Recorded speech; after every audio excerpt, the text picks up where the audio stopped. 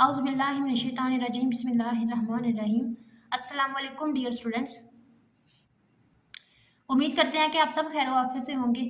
जी student, जैसा कि आप जानते हैं कि हमारी जो डिस्कशन है वो entrepreneurship according to PU outline पर जारी है, जिसमें हमने उसका चैप्टर नंबर 6 स्टार्ट किया हुआ है।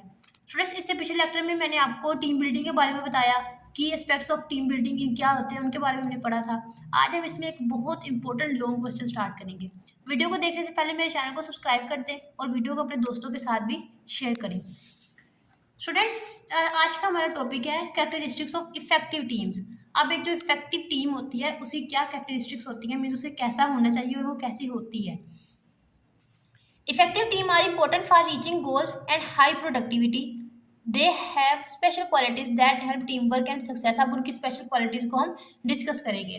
स्टूडेंट्स, अगर आपको ये पेपर में क्वेश्चन आता है तो पहले आपने ये वाला इंट्रोडक्शन जो है टीम बिल्डिंग है, टीम बिल्डिंग डिफाइन करना है पेपर में। अगर आपको पेपर में ये क्वेश्चन पूछा जाए, जब भी आपको पेपर में कोई क्वेश्चन पूछा जाए जिस टॉपिक से रिलेटेड हो, तो पहले आपने इस टॉपिक को क्लियरली डिफाइन करना है।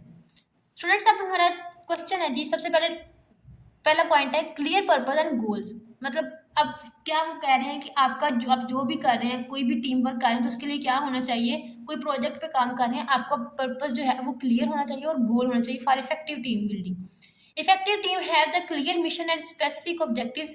Every member knows the purpose which helps keep focus and alignment. Means के हर मतलब जो टीम है ना, उसमें जितने भी मेंबर्स काम कर रहे हैं उन सबको अपने अपने काम का पता है कि जब हम किसी दूसरे के साथ मतलब देखें ना, टीम मेंबर्स हम काम को डिवाइड कर देते हैं, तो इससे क्या होता है कि हर मेंबर को पता होता है कि जी मेरा ये काम है, मैंने ये परफॉर्म करना है, मेरा वो काम है। तो इस तरह क्या होता है कि सब अपने अपने टास्क को ईजिली कंप्लीट करते हैं। चलिए मैं इसकी आपको एग्जांपल देती हूँ। जैसे देखें, अब एक स्कूल प्रोजेक्ट है, कोई भी स्टूडेंट्स एक प्रोजेक्ट पे काम कर रहे हैं, उन्होंने प्रेजेंटेशन देनी है, तो वो क्या करेंगे, वो एक स्टूडेंट्स को कह देंगे जी आपने मटेरियल इकट्ठा करना है, दूसरा स्टूडेंट्स कहेगा कि तुमने वो स्लाइड्स इकट्ठी करनी है, मतलब स्लाइड्स आपने प्रिपेयर करनी है, ठीक है। और एक जो तीसरा स्टूडेंट्स है वो क्या करेगा, वो प्रेजेंटेशन को रिप्रेजेंट करेगा प्रेजेंटेशन। तो इससे क्या होगा, तीनों ने अपना काम डिवाइड कर लिया, तो इससे क्या होगा कि सब इजीली अपने अपने काम को सर अंजाम दे सकेंगे। नेक्स्ट आता है trust and mutual respect. Mutual respect का क्या मतलब है कि ये दोनों तरह से रिस्पेक्ट आए, आप भी किसी को रिस्पेक्ट करें, वो दूसरे भी आपके आइडियाज़ की मतलब आपको रिस्पेक्ट दें कि जो आप उनको आइडियाज़ दे रहे हैं उनको सही से सुना जाए। Trust and mutual respect. Team members value and trust each other skills. Means के अब जो टीम में काम वर्कर जितने भी काम कर रहे हैं, सबको चाहिए कि वो एक दूसरे के आइडियाज़ को, एक दूसरे के स्किल्स को रिस्पेक्ट दे। अब ये तो ना हो कि सब ये कहेंगे कि नहीं जो मेरे पास स्किल्स हैं वही इंपॉर्टेंट है, आपके तो स्किल किसी काम के नहीं है, किसी में इनका यूज़ ही नहीं आ रहा। इसका क्या मतलब है कि आपने हर किसी को उसके स्किल्स को वैल्यू देनी है। This creates a safe and supportive environment. इससे क्या होगा कि आपका इन्वायरमेंट मतलब आप कॉन्फ्लिक्ट से बचेंगे, सबका एक ही ओपिनियन होगा। Mutual respect strengthens team work. इससे क्या होगा, आपकी टीम को स्ट्रेंथ मिलेगी, आपकी टीम इंटरनल मतलब अंदर से स्ट्रॉन्ग हो जाएगी।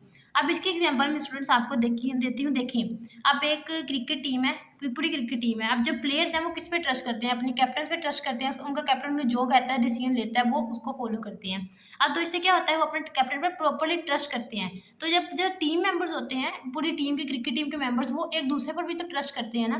तो इससे क्या होता है कि सब अपने अपने फंक्शंस को इजीली परफॉर्म करते हैं, हर कोई रिस्पेक्ट फील करता है कि मतलब एक दूसरे की राय को देखते हैं। एंड जो टीम है वो कैसे क्या करती है, फिर अच्छा परफॉर्म करती है। इससे क्या होता है, आप कोई भी मतलब देख रहे हैं, मैंने क्रिकेट एग्जांपल दिया है, अगर तो आप अपने कैप्टन के मतलब उसके डिसीजंस को रिस्पेक्ट दे रहे हैं, उस पर ट्रस्ट कर रहे हैं, तो इससे क्या होगा, आप बेटर परफॉर्म करेंगे और अननेसेसरी कॉन्फ्लिक्ट से भी बच सकेंगे। नेक्स्ट आता है students defined roles and responsibilities. अब रोल्स एंड रिस्पॉन्सिबिलिटीज को क्या कहते हैं, जो इफेक्टिव टीम होती है ना, उसके roles and responsibilities clearly defined होते हैं। मीन्स कि जिस इंसान ने जो रोल प्ले करना है, जिस मेंबर ने, जिस वर्कर ने जो रोल प्ले करना है, उसको क्लियरली डिफाइन किया जाता है भी तुम्हारा ये काम है, तुमने ये परफॉर्म करना है, उसको एक रिस्पॉन्सिबिलिटी दी जाती है। Clear roles avoid confusion and overlap. इससे क्या होता है, कन्फ्यूजन नहीं होती है। अगर देखें ना, आपको आपका रोल बता दिया, अगर तो ना बताया जाए तो आप अपनी मर्जी से कुछ भी करते रहेंगे।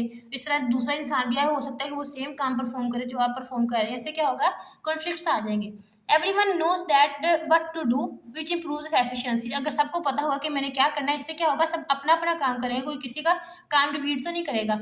Defined roles increase accountability. मतलब अगर हर किसी को उसका रोल डिफाइन किया जा रहा है, तो इससे क्या होगा, अकाउंटेबिलिटी इंक्रीज होगी। अब इसकी मैं आपको एग्जांपल देती हूँ। अब हॉस्पिटल है, हॉस्पिटल में इन्होंने क्या किया होता है जी, डॉक्टर क्या है वो डायग्नोस पेशेंट को डायग्नोस करेगा।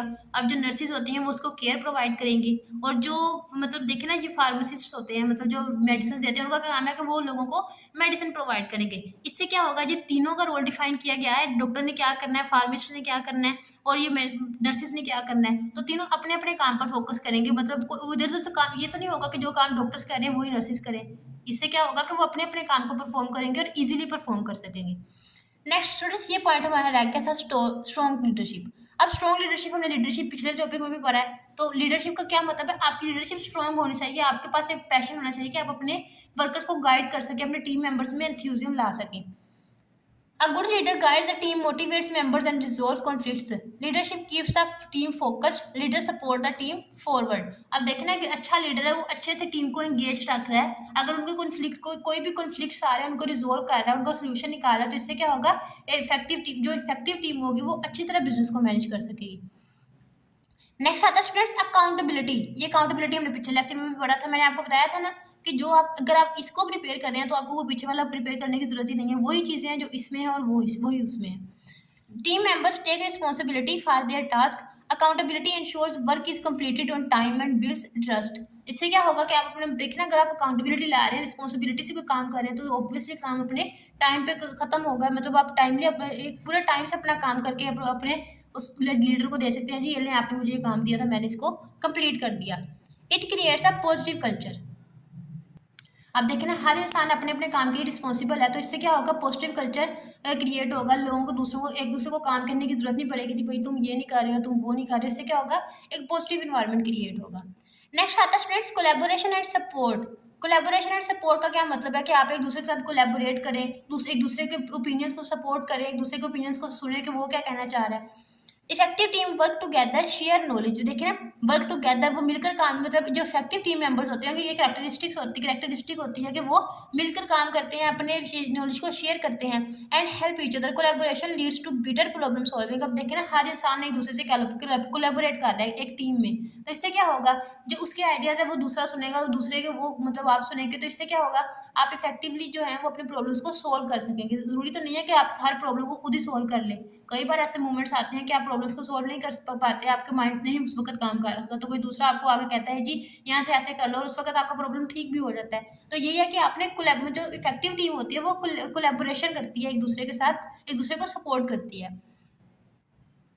Better problem solving can create ideas. Supportive team work strengths the bond. अब देखिए ना, अगर आप दूसरों को एक दूसरे को सपोर्ट करें तो आपके पास आपका एक दूसरे के साथ रिलेशनशिप बनेगा, एक स्ट्रॉन्ग बॉन्ड बनेगा।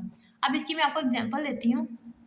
अब देखिए, फुटबॉल मैच है, अब उसमें प्लेयर्स क्या करते हैं, एक दूसरे को बॉल पास करते हैं, फुटबॉल वो उसको पास कर रहा है, वो उसको पास कर रहा है, मतलब वो डिफेंड कर रहा है कि दूसरी टीम का गोल ना हो सके। तो इससे क्या होता है कि सब एक दूसरे की सपोर्ट के साथ गोल को रोकते हैं ना, एक अकेला इंसान तो नहीं गोल को रोकता, सब एक दूसरे को सपोर्ट करते हैं, तो क्या होता है, तो वो गोल को रोकते हैं। तो क्या होता है, टीम वर्क इंक्रीज होता है and chances of winning the game को विन करने के चांसेस इंक्रीज होते हैं। नेक्स्ट आता है स्टूडेंट्स पॉजिटिव टीम कल्चर। अब पॉजिटिव टीम कल्चर का क्या मतलब है, a positive culture makes members feel valued and motivated. अगर आप पॉजिटिवली कोई भी काम कर रहे हैं, मीन्स कि हर किसी को रिस्पेक्ट दे रहे हैं, हर किसी के आइडियाज शेयर हो रहे हैं, मतलब आइडियाज को देख रहे हैं विदाउट क्रिटिसिज्म, तो इससे क्या होगा, positive and motivated environment create होगा। Celebrating achievements boost morale. अब देखना, बहुत सारे ऐसे काम आते हैं कि बिजनेस जो है वो ग्रो करता है, बहुत कुछ अचीव करता है, तो इससे क्या होता है, टीम मेंबर्स खुश होते हैं, तो उसको सेलिब्रेट करना चाहिए। जैसे देखे ना, हमारा रिजल्ट आता है, अगर वो रिजल्ट अच्छा है तो हम उसको अच्छे से सेलिब्रेट करते हैं, हमारी बर्थडे आती है, इस तरह इस बिजनेस को भी सेलिब्रेशन कहते हैं कि जो इफेक्टिव टीम की एक कैरेक्टरिस्टिक होती है कि वो पॉजिटिव इन्वायरमेंट टीम के लिए क्रिएट करते हैं। अपनी मतलब जो उनकी अचीवमेंट्स होती हैं, जो मतलब देखे ना, बिजनेस में अगर वो कामयाबी हासिल करते हैं तो वो क्या करते हैं, उनको सेलिब्रेट करते हैं। Good culture leads to productivity. अब इसकी मैं आपको एग्जांपल देती हूँ। देखें, एक क्लासरूम में कोई भी ग्रुप एक्टिविटी हो रही है, अब जो स्टूडेंट्स हैं, मतलब अगर एक दूसरे को अप्रिशिएट कर रहे हैं, एक दूसरे के वर्क के लिए कि भाई तुमने अच्छा काम किया, वो दूसरे को अप्रिशिएट कर रहा है, वो सारे मिलकर कोलैबोरेट कर रहे हैं, कम्युनिकेट एक दूसरे से काइंडली कम्युनिकेट कर रहे हैं, तो इससे क्या होगा, इससे एक बेटर इन्वायरमेंट क्रिएट होगा, मतलब हर कोई उस मोमेंट को इंजॉय करेगा। नेक्स्ट फ्रेंड्स, हमारा लास्ट पॉइंट है फोकस ऑन रिजल्ट्स।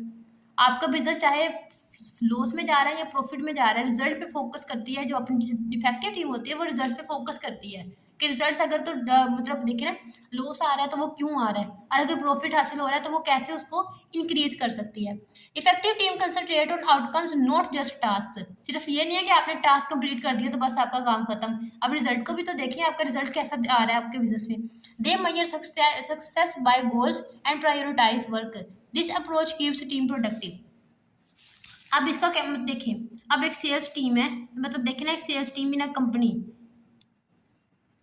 वो मिलकर वो काम करते हैं तो क्या अपनी सेल्स को इंक्रीज करने के लिए उनको एक टारगेट दिया जाता है कि आपने इस सेल्स को इतने कंप्लीट करना है। अगर तो वो अपने रिजल्ट पे फोकस रहेंगे, रिजल्ट को देखेंगे ना कि हमारा क्या आउटकम्स आ रही हैं, अगर हम सेल्स कर रहे हैं तो इससे हमें प्रॉफिट हो रहा है तो नहीं हो रहा, अगर वो आउटकम्स पे फोकस करते हैं तो इससे क्या होगा, वो हायर प्रॉफिट अचीव करेंगे और बिजनेस भी उनका ग्रो। नेक्स्ट लेक्चर में आपसे मुलाकात होगी, तब तक के लिए अल्लाह हाफिज। नेक्स्ट लेक्चर में आपसे मुलाकात होगी, तब तक के लिए अल्लाह हाफिज।